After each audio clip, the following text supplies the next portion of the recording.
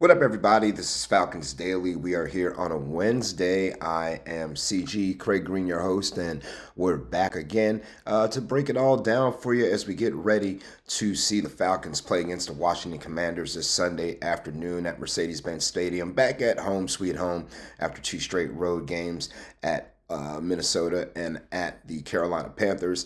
But the Falcons are turning the page from that ugly loss on Sunday, and they're getting ready to take on Washington this Sunday. We're looking quickly at some of the stuff with the Commanders. They're averaging just under 27 points a game.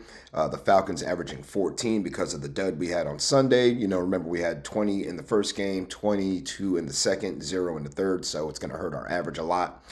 Falcons right now sit at 13th in the league at yards per game, 338.7. The Commanders are ninth, so not that far off from each other.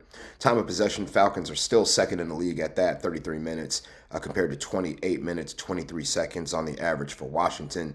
Both teams are top 10 in sacks at the league.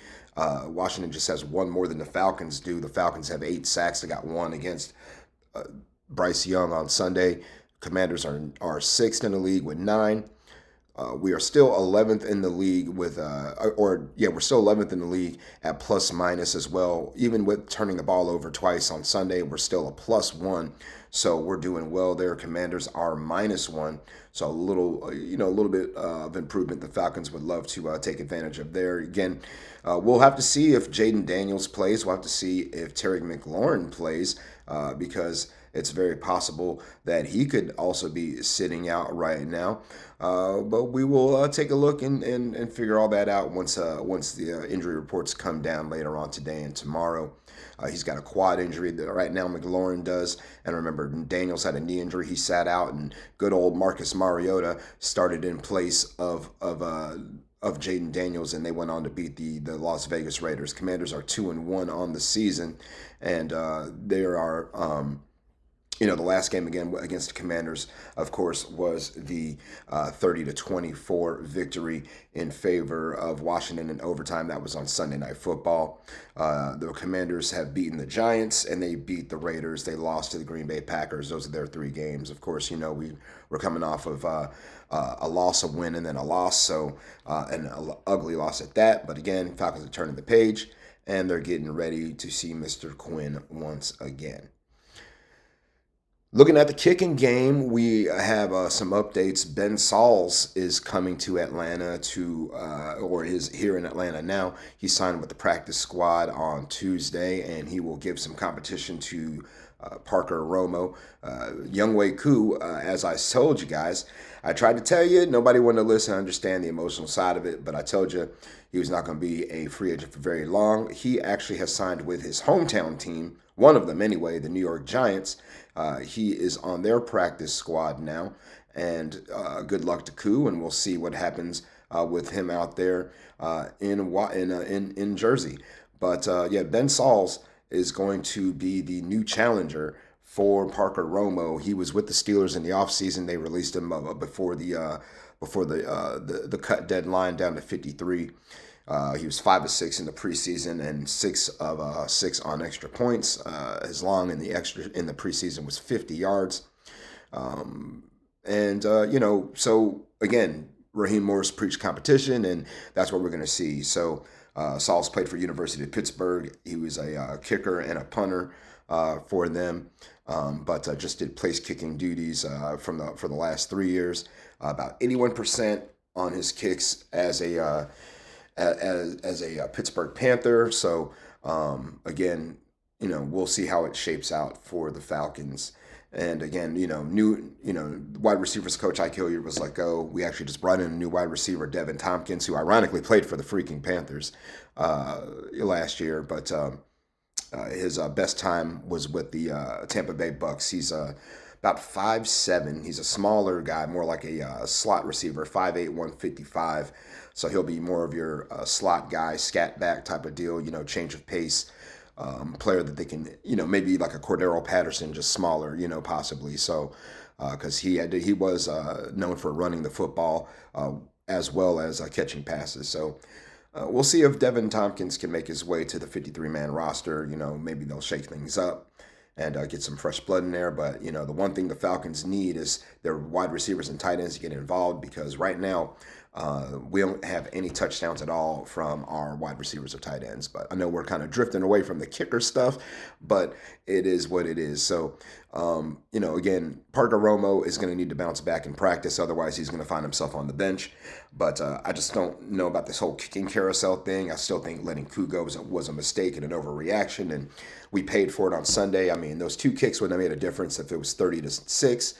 But at the same time, it's just ironic that we let go the best kicker we've had in the last, 7, 8, 9 years, and in favor of someone who looked good in the preseason or whatnot, and we paid for it for the most part the following Sunday. So, good luck to Romo. Hopefully he bounces back. That's what we all want to see, of course, and don't want to see him struggle.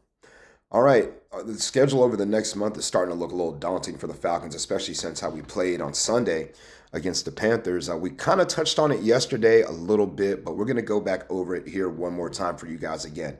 Let's take a look at the Falcons' upcoming games here over the next month and some change. So we've got the Commanders this Sunday, of course, at home. They're 2-1 right now. Buffalo Bills are very impressive as always. We get them at home against, on Monday Night Football. But, again, the Buffalo Bills are, in terms of their quarterback play, they're kind of a class above right now. They are 3-0 on the season, the Buffalo Bills are. So they beat the Jets, they beat the Dolphins. They've already got 2 division wins, and they just came off of a win the first game against the Baltimore Ravens, beating them 41-40. So Josh Allen, a very tough guy to stop. They've got a good running game. Allen gets the passing attack going. He can find pretty much anybody and everybody. Shakir's a guy to watch for. Got a couple of tight ends that are mean. And then, of course, they've got pass rushing on the other end. They can get after the quarterback, and they play solid defense on, both levels, or all 3 levels, that is, at the front, their front, their linebackers, and also in the secondary. But 49ers, that game, again, more of a reunion with Kyle Shanahan. We'll see him.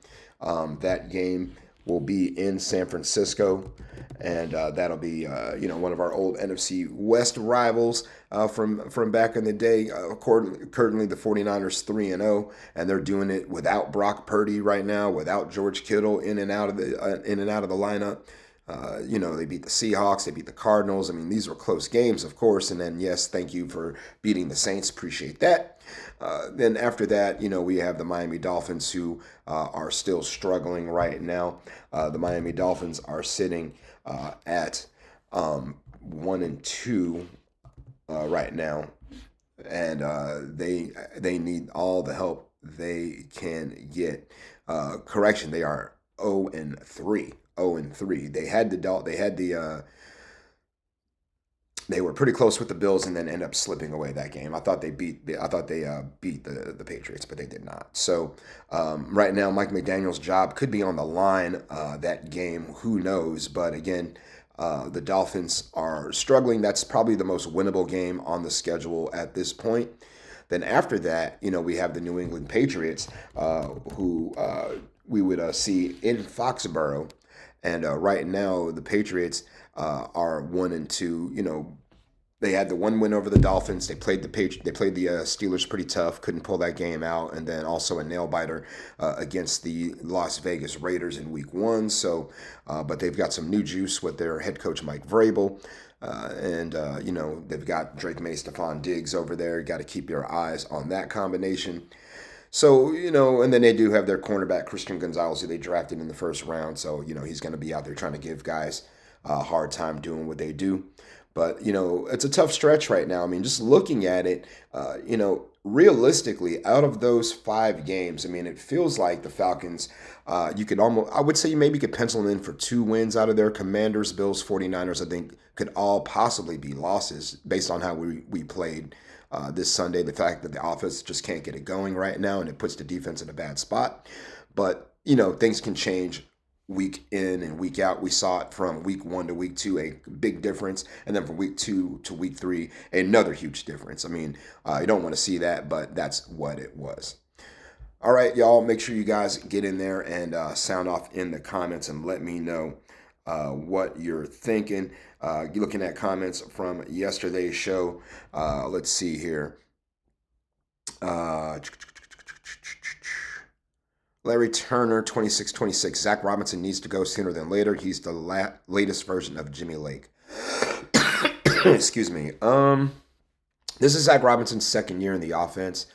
He looked pretty decent with Kirk Cousins out there. You got to remember, Michael Penix is a young quarterback, so in a way, he's kind of starting over with this guy. And you got to remember the Falcons did not play any of their starters in the preseason, so that could be playing in the factor of some of the rust.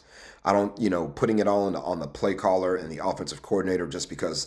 Remember, Penix was missing throws. Receivers weren't getting open. That's why they fired Ike Hilliard, the wide receivers coach. If it was more of a something having to do with the scheme and the plays, it wouldn't have made it this far into the season with what they've got. They would have made changes, earlier in the season. I understand the frustration, but this is the same offense that Kirk Cousins lit up the Buccaneers for like 900 yards, and like 10 touchdowns last year. So I don't think it's really Zach Robinson. I think the Falcons are just struggling right now, and I think it has something to do with the young quarterback. I think it has to do with the chemistry between he and Penix. Again, the training wheels are off. Penix is out there on his own, so we'll see.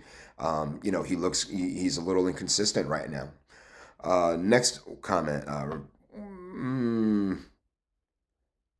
Let's see. Shane Flournoy BV4TU. Raheem is not a good coach. He was a loser last time, and when he was interim coach, Penix is not QB1. Well, that all remains to be seen. Raheem Morris took over for Dan Quinn in 2020 and, did a good job. He was a young coach with the Buccaneers and had some success, and then the success waned, and that's how he lost his job.